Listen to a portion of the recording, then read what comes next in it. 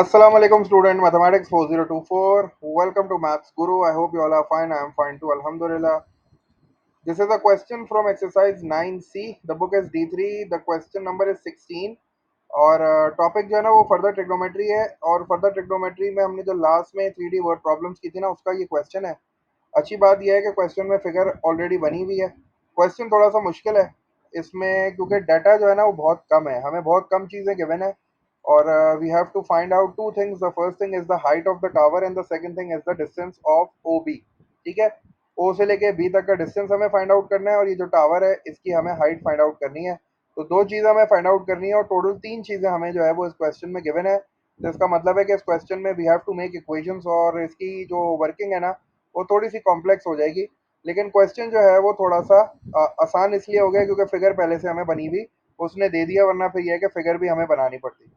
तो I hope ये video भी तुम लोग के लिए हेल्पफुल होगी इंशाल्लाह। चूँकि ये तुम्हारे असेसमेंट में आ रहा है ये टॉपिक, तो इसी वजह से जो है ना वो ये टॉपिक इम्पोर्टेंट हो जाता है। मैंने प्रीवियस वीडियो में भी तुम लोग को ये कहा था कि अगर एक्सरसाइज 9B या 9C में से कोई क्वेश्चन है जो तुम्हें नहीं समझ में आ रहा है तो लाजमी वो क्वेश्चन मेरे साथ शेयर कर लेना। मैं इंशाल्लाह उसका सोल्यूशन जो है ना तुम लोग के साथ इसी तरह बाय वीडियो जो है ना शेयर करूंगा। इससे पहले भी मैंने 9B और 9C के एक एक दो दो क्वेश्चंस की वीडियोस बनाई हुई हैं। आई होप तुम लोगों ने वो देखी होंगी, वो तुम लोग के लिए हेल्पफुल होंगी। इंशाल्लाह इस वीडियो को शुरू करते हैं। पहले क्वेश्चन को रीड करते हैं और फिर जो है ना स्ट्रेटजी बनाते हैं कि हमें जो है वो क्या करना है। अच्छा, the question says Amira stands at a point be due east of a vertical tower OT. ठीक है, अब ये जो ओटी है बेसिकली ये वर्टिकल टावर है और इसके ईस्ट में जो है वो अमीरा खड़ी हुई है एट अ पॉइंट बी। अच्छा, अब चूंकि ये 3D फिगर है ना इसी वजह से उसने जो है ना हमें थोड़ा सा नॉट जो है वो टिल्ट करके बना के दिया है। वरना अगर नॉट बिल्कुल स्ट्रेट बनाएंगे ना तो फिर फिगर जो है ना वो हमें समझ नहीं आएगी, वो 3D वाला लुक नहीं आएगा। तो देखो ये जो है आपको ब्लैक कलर की लाइन नजर आ रही है ये नॉर्थ है। ठीक है, और फिर ईस्ट कहाँ हो जाएगा, बिल्कुल इधर हो जाएगा, ये 90 डिग्री बनेगा समझो। सही है। तो अमीरा जो है वो ईस्ट पे खड़ी हुई है एट पॉइंट बी। अच्छा, ओ और बी का डिस्टेंस कितना है वो हमें फाइंड आउट करना है, वो उसने नहीं दिया हुआ। और वो कह रहा है कि बी पॉइंट से अमीरा ने जब टावर के टॉप पे देखा ना तो जो एंगल ऑफ एलिवेशन बन रहा है दैट इज 40 डिग्रीज। ये जो एंगल ऑफ एलिवेशन बन रहा है ये 40 डिग्रीज है। और उसके बाद वो कह रहा है कि अमीरा ने जो है वो पॉइंट बी से 70 मीटर वॉक किया है। और जो उसने 70 मीटर वॉक किया ना दैट इज ड्यू नॉर्थ। इसका मतलब ये हो गया कि भाई यहाँ से जो है वो ईस्ट है और फिर ईस्ट के बाद जो है ना वो नॉर्थ पे उसने वॉक किया तो ये 90 डिग्री बन रहा है। ठीक है, तो ये वाला जो ट्राइंगल है ओ टी बी ये भी राइट एंगल ट्राइंगल हो गया। और ये जो बेस पे तुम्हें ट्राइंगल नजर आ रहा है ओबीसी ये भी राइट एंगल ट्राइंगल बन गया है क्योंकि ये वाली डायरेक्शन जो है वो ईस्ट है और ये वाली डायरेक्शन जो है वो नॉर्थ है। तो इसका मतलब है कि ये भी नॉर्थ है और ये भी नॉर्थ है, ये दोनों पैरेलल है। तो हमने यहाँ 70 मीटर जो है वो वॉक करने के बाद अमीरा ने जो है वो पॉइंट सी पे पहुंची है। और फिर उसने पॉइंट सी से दोबारा टावर के टॉप पे देखा जो एंगल ऑफ एलिवेशन बन रहा है वो यहाँ से 25 डिग्रीज बन रहा है। इसका मतलब है we have total three things. The first thing is this angle of elevation that is 40 degrees. And then we know this side B C that is अपना 70 मीटर्स है। और यहाँ फिर उसने जो है वो एक एंगल ऑफ एलिवेशन दिया हुआ है दैट इज 25 डिग्रीज। तो तीन चीज़ें हमें यहाँ पता है, दो एंगल ऑफ एलिवेशन और एक डिस्टेंस। और हमें जो है वो height of the tower find out करनी है and we have to find out the distance of O B. अच्छा, फिगर को देख के ज़्यादा इंफॉर्मेशन जो है वो मैं और नहीं फाइंड आउट कर सकता क्योंकि उसने यहाँ नॉर्थ साउथ ईस्ट वेस्ट तो यूज़ किया है डायरेक्शन, लेकिन ऑलरेडी उसने यहाँ मुझे बना के दिया हुआ है कि ये 90 डिग्री है और ये 90 डिग्री है और फिर जो है ना वो ट्राइंगल ओ टी सी भी 90 डिग्री है। तो I have three right angle triangles in this figure and I have three things. ठीक है, तो उन्हीं तीनों चीज़ों को यूज़ करते हुए मैं तीन इक्वेशंस बनाऊंगा और तीन इक्वेशंस को फिर जो है वो बाय सब्स्टिट्यूशन जो है वो मैं सॉल्व करके जो है वो हाइट ऑफ द टावर और ये जो डिस्टेंस है ओ बी ये फाइंड आउट करूंगा। ये मेरी स्ट्रैटेजी है क्योंकि यहाँ मुझे ज़्यादा चीज़ें पता नहीं है, सिर्फ तीन चीज़ें पता है। अगर वो मुझे अंदर के ट्राइंगल का एक एंगल दे देता तो मैं जो है फिर सोका टुआ से फाइंड आउट कर लेता, लेकिन उसने मुझे जो है ना बड़ी लिमिटेड चीज़ें दी हैं।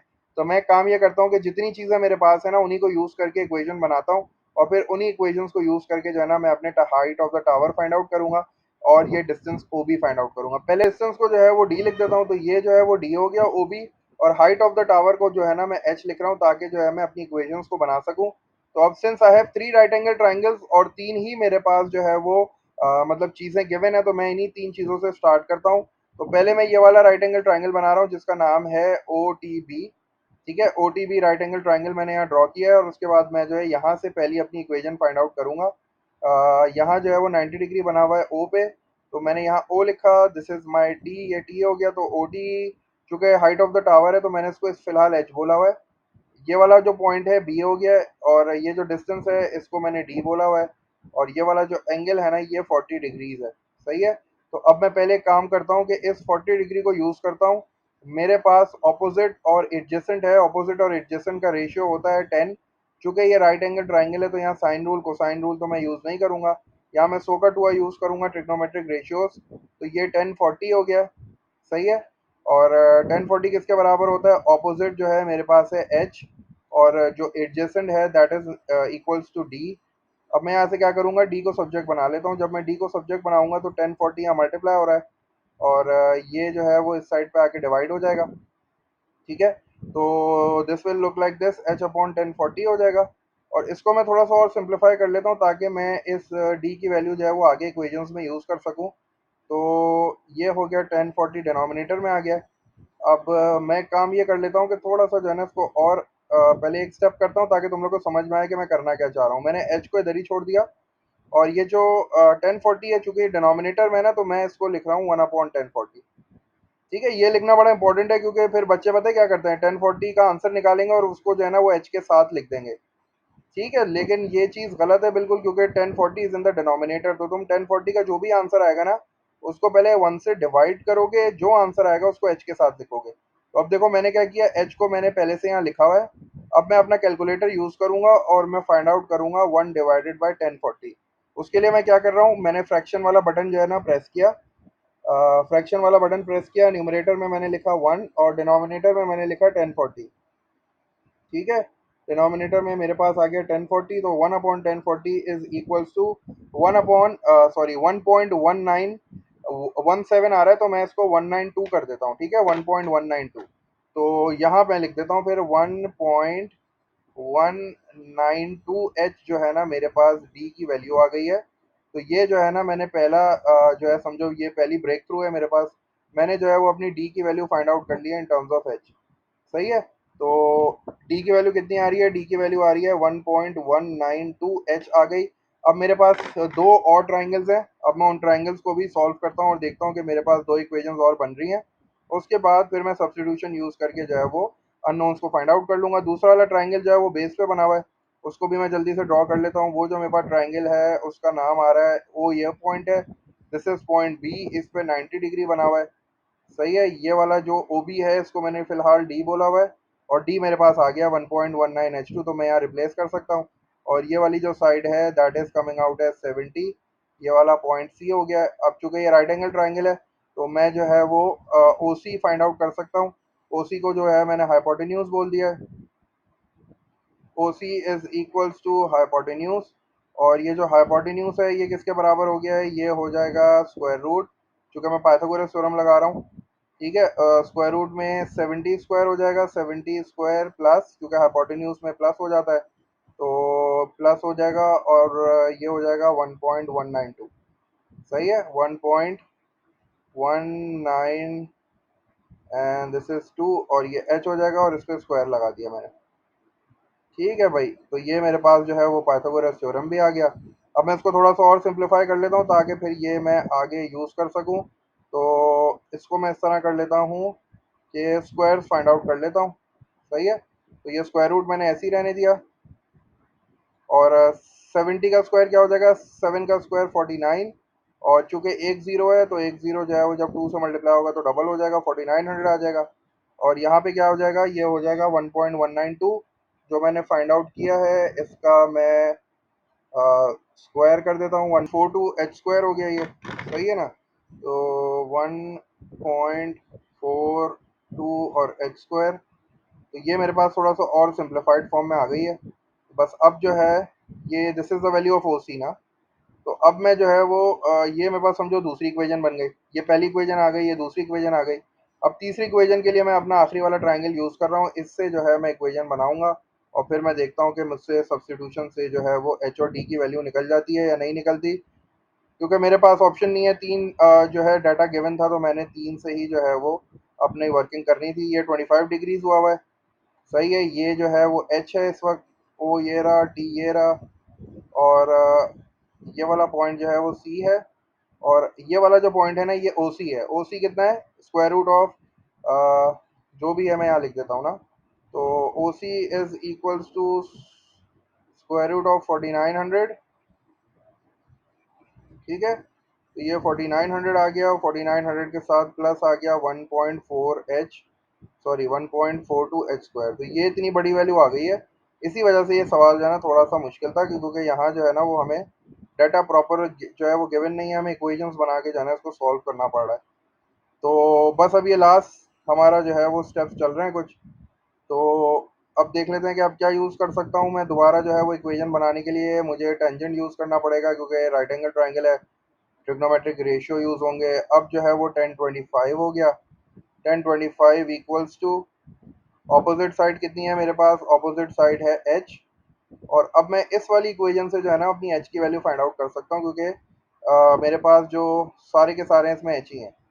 सही है, तो this will look like this, ये हो जाएगा 4900। ठीक है, और इसके साथ आ जाएगा प्लस, और ये बन जाएगा मेरे पास 1.42 एच स्क्वायर। सही है। अच्छा, अब मैं काम ये कर लेता हूँ कि चूंकि मुझे एच की वैल्यू चाहिए और डिनोमिनेटर में जो है वो स्क्वायर रूट है, तो इसका मतलब है मैं यहाँ एक काम ये करता हूँ कि taking square on both sides कर लेता हूँ, ताकि मेरे पास जो है ना वो वर्किंग कम से कम हो, स्टेप्स जो है ना वो मेरे पास जो है वो मिनिमाइज हो जाए। वरना फिर ये है कि इसको मल्टीप्लाई करके फिर मुझे यही करना पड़ेगा। तो square root on both side से क्या फ़ायदा हो जाएगा? अब मैं डायरेक्ट कैलकुलेटर से जो है ना वो 1025 का स्क्वायर निकाल लेता हूँ। ठीक है, तो मैंने क्या किया, मैंने लिखा 1025 और उस पर स्क्वायर लगा दिया। अच्छा, इस तरह भी कर सकते हो, लेकिन ज़्यादा बेटर ऑप्शन ये है कि तुम 1025 पहले फाइंड आउट कर लो। ठीक है, उसके बाद जो भी आंसर आएगा ना उसका स्क्वायर कर लेना। सही है, तो ये मेरे पास आ गया 10217। 1025 का जो स्क्वायर आया ना मेरे पास वो आ गया 0.2174। तो मैं इसको बिल्कुल इसी तरह लिख लेता हूँ, 0.2174। तो ये हो गया 0.2174। तीन डिजिट ऐसे लिख रहा हूँ ताकि थोड़ा सा आंसर जो है ना वो एक्यूरेट आ जाए।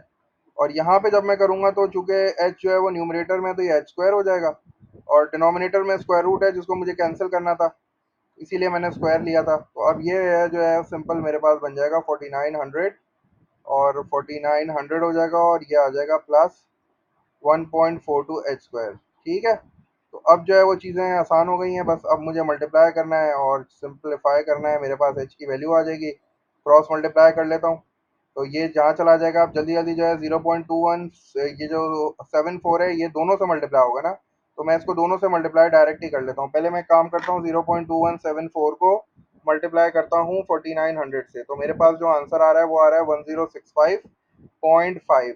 1065.5 आ रहा है, तो मैंने यहाँ पे लिख दिया 1065.5। और अब मुझे जो है वो 0.2174 को जो है वो मल्टीप्लाई कराना है 1.42 से। ठीक है ना, तो ये हो जाएगा 0.2174, और इसको मैं मल्टीप्लाई करा दूंगा 1.42 से, तो मेरे पास क्या आ रहा है? मेरे पास आ रहा है 0.308। ठीक है, तो 0.309 कर देता हूँ इसको, या हाँ ये सही है, 0.309 कर देता हूँ, क्योंकि 8 के आगे 7 है। सही है, तो ये हो जाएगा एच स्क्वायर, और यहाँ मेरे पास एक एच स्क्वायर है। अब मैं एच स्क्वायर एक जगह पे जमा कर लेता हूँ, ये वहाँ जाके माइनस हो जाएगा। तो ये इस तरह समझो, ये हो जाएगा 1 एच स्क्वायर।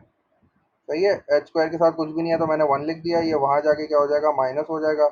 तो 0.309 एच स्क्वायर हो गया, और ये किसके बराबर हो जाएगा? That will be equals to 1065। सही है, 1065.5 हो गया। बस अब जो है वो कैलकुलेटर यूज़ कर लेता हूँ, 1 में से मैं माइनस करता हूँ 0.309। 0.691 ये एच स्क्वायर हो गया है। ठीक है, और दूसरी साइड तो अभी मैंने फ़िलहाल कुछ भी नहीं किया, तो वो एज इट इज़ आ जाएगी 1065.5। सही है, अब ये जो है since I have to find the value of H, तो एच पे स्क्वायर भी है, याद रखना। सही है, तो अब मैं क्या कर रहा हूँ, मैं दो स्टेप्स एक साथ कर रहा हूँ। मैं क्या कर रहा हूँ, 1065.5 को 1065.5 को मैं डिवाइड भी कर रहा हूँ 0.691 से, और जो भी आंसर आ रहा है ना फिर मैं उसका स्क्वायर रूट भी ले रहा हूँ। सही है। तो मेरे पास क्या आंसर आ गया, 1065.5 डिवाइडेड बाय 0.691 आया। तो मेरे पास जो आंसर आ रहा है वो आ रहा है 1541.968। तो अब मैं इसका स्क्वायर रूट भी ले लेता हूँ, ठीक है। 267, चलो 3 डेसिमल प्लेस तक रख लेते हैं। 267 के आगे भी 9 है तो 268 कर लेता हूँ इसको, ठीक है। तो 268 जो है वो मीटर्स हो गया। ये मेरे पास हाइट ऑफ द टावर आ गई, ठीक है। अच्छा, अब मुझे since I have to find one more thing, equation तो बनी हुई है यहाँ, डी की इक्वेशन तो यहाँ बनी हुई है। डी कितना है भाई, D is equals to 1.192 H है। सही है ना। तो बस यहाँ एच की वैल्यू पुट कर देता हूँ, मेरे पास डी भी आ जाएगा। तो D will be equals to 1.192 as it is, और ब्रैकेट में एच की वैल्यू डाल देता हूँ। एच की वैल्यू मेरे पास कितनी आ रही है, एच की वैल्यू आ रही है मेरे पास 39.268। बस अब सिर्फ कैलकुलेटर से मल्टीप्लाई करना है और ये जो मुश्किल सा क्वेश्चन है हमने सॉल्व कर लिया सक्सेसफुली। हमारे पास जो है वो डी की वैल्यू भी आ जाएगी, ठीक है भाई। तो कैलकुलेटर से पूछते हैं जल्दी से। 1.192, 1.192 को मैंने मल्टीप्लाई किया है 39.268 से। तो मेरे पास जो डी की वैल्यू आ रही है that is coming out as 46.807। 7 के आगे 4 है तो बस 807 ही रख लेते हैं। तो डिस्टेंस ऑफ ओ बी जो कि मुझे फाइंड आउट करना था, जिसको मैंने डी बोला था, that is coming out as 46.807। तो 46.807 मीटर्स जो है मेरे पास डी की वैल्यू भी आ गई। And height of the tower कितनी आ रही है, हाइट ऑफ द टावर मेरे पास आ रही है 39.268 मीटर्स। तो ये था क्वेश्चन नंबर 16, ठीक है। मुश्किल था क्योंकि इसमें मेरे पास जो है ना गिवन बहुत कम था, सिर्फ 3 चीज़ें गिवन थी और मुझे 2 चीज़ें फाइंड आउट करनी थी। तो मैंने पहले ही आइडिया लगा लिया कि भाई सिंस इसमें काफ़ी कम चीज़ें मुझे गिवन है तो मुझे इक्वेशंस जो है वो बनानी पड़ेंगी। अच्छा, स्ट्रेटजी मैंने सिंपल रखी, जितनी चीज़ें मुझे पता थी ना मैंने उन्हीं से स्टार्ट किया। पहले मुझे ये वाला एंगल पता था 40, मैंने इस ट्राइंगल से इक्वेशन बनाई। फिर मुझे ये 70 पता था, मैंने ये वाले ट्राइंगल से इक्वेशन बनाई। और फिर 25 पता था तो मैंने ये वाले ट्राइंगल से इक्वेशन बनाई। फिर मैंने सब्स्टिट्यूशन कर ली और मैंने सिंप्लीफिकेशन करी। तो मेरे पास जो है वो हाइट ऑफ द टावर जो कि मुझे फाइंड करनी थी वो आ गई 39.268 मीटर्स, और the distance of O B is coming out as 46.807 metres.